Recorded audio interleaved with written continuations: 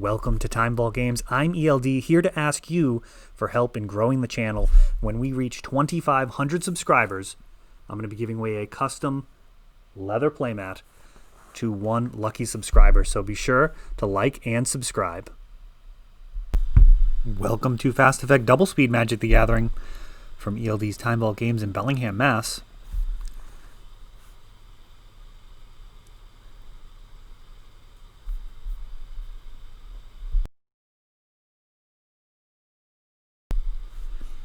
I'm actually on camera for once here.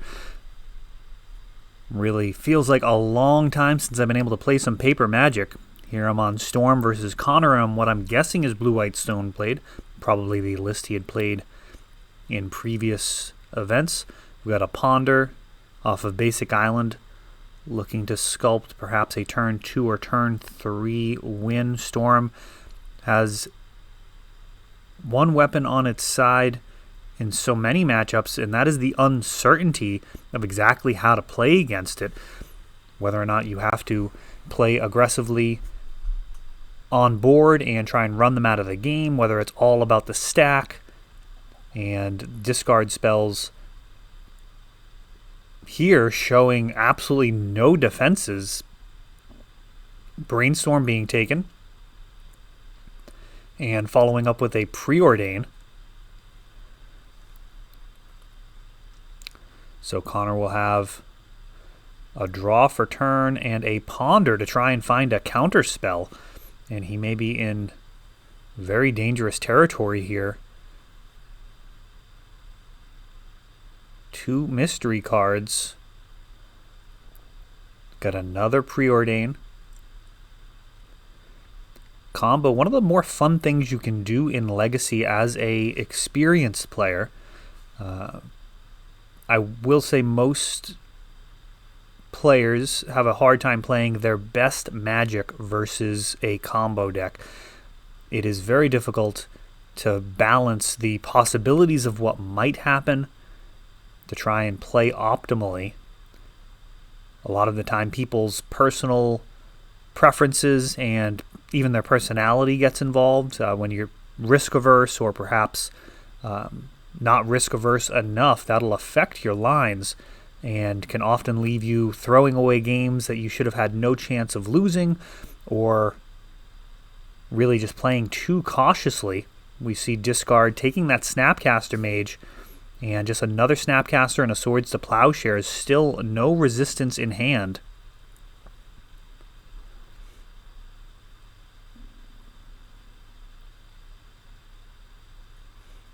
The other element of playing combo is there's no easier matchup in Magic the Gathering than a combo player who plays poorly. They literally kill themselves or throw away games that they have just no possibility of losing. We've got a Preordain going up to Storm is 4. And now a Dark Ritual, Storm 5, 3 black, 6 black, 6 Storm, and now a Infernal Tutor, and pick your poison. This is going to be likely game over. Now, we've got a Snapcaster for Brainstorm that could find Force plus a blue card, and I think that's going to be Connor's only chance. Here he goes. If he does find this Force, Storm will be hellbent, but still probably wins with the top deck Tutor. And that is going to do it. Connor taking his shot at a counter spell. None to be found actually all game. I don't think any of those discard spells even took counter spells. So the deck not cooperating at all there. Did have some cantrips. A deck like Blue-White Stoneblade likely wants to keep a hand that can set a clock and generate some card advantage, and hope that those cantrips just do filter into some counter spells.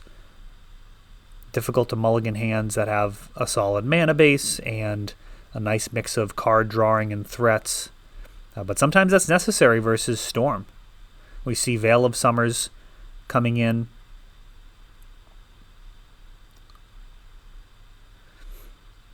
Veil of Summer just so brutal as a counterspell. Oh, actually not going in?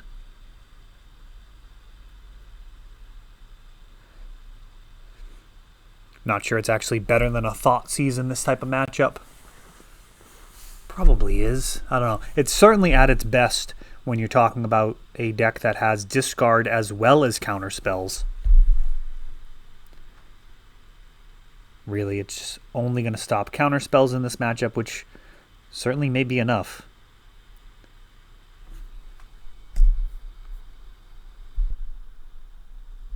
Veil seems like an auto-included. Might be left out there being more concerned about permanent-based hate.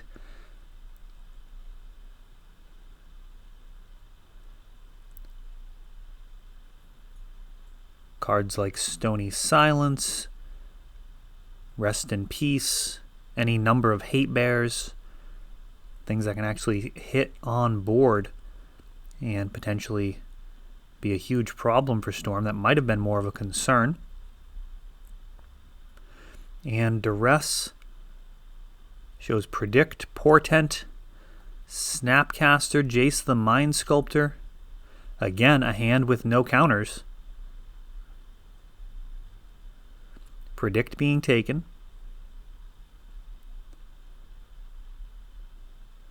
And now Portent.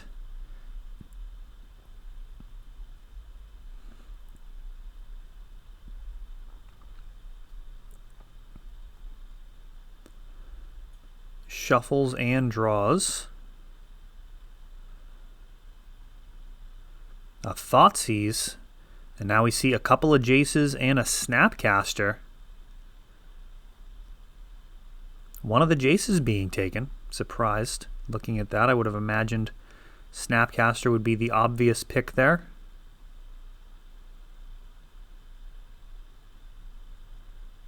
I may be playing suboptimally. I would not be surprised. We got Snapcaster into Ponder.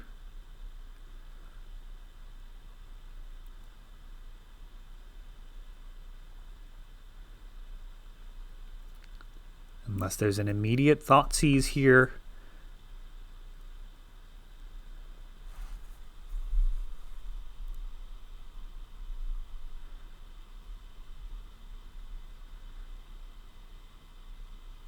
Another discard spell getting rid of the Jace does stop the possibility of Connor getting Jace on board,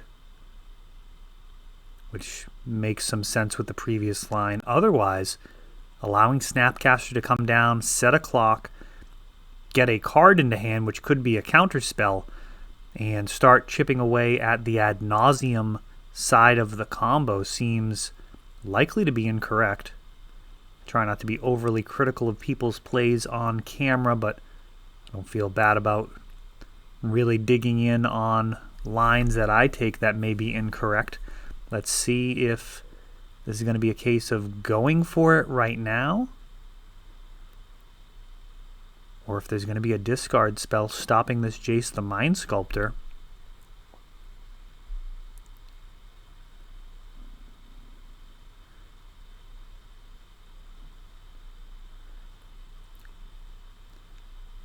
A lot of goodness in hand. Lotus Petal, Lion's Eye Diamond, Cabal Ritual, going up to 3 mana and 3 Storm. Oh, there is a Thoughtseize. Infernal Cracking LED with 4 mana.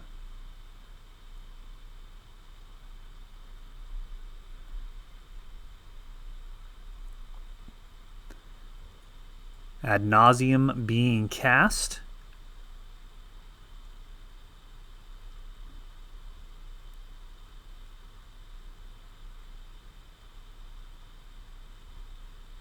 And a surgical being played, taking the Infernal Tutor.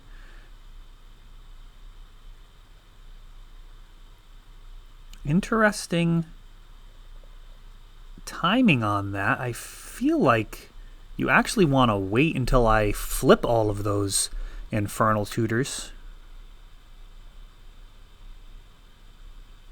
I've got a Dark Petition and Tendrils in there at this point, both of which can be good enough.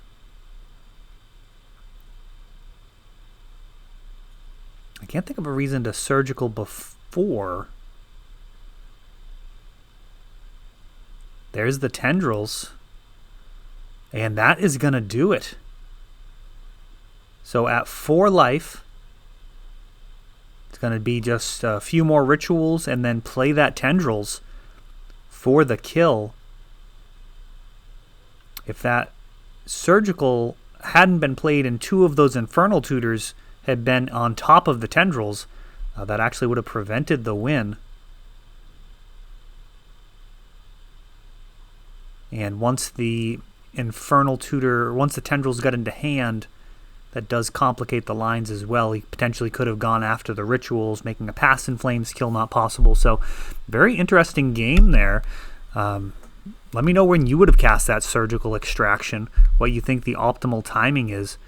It is very often decisions like that end up being the difference between victory and defeat in Legacy, and I'm looking forward to hearing how you would have played it. That is all for this one, but don't worry, there is a lot more. You can check out our older videos, and we're always putting out new videos from ELD's Time Vault Games in Bellingham, Massachusetts. If you want to help the channel, of course, you can like, subscribe, share, tap that notification bell so you can know the next time our new videos come out. Thanks for watching.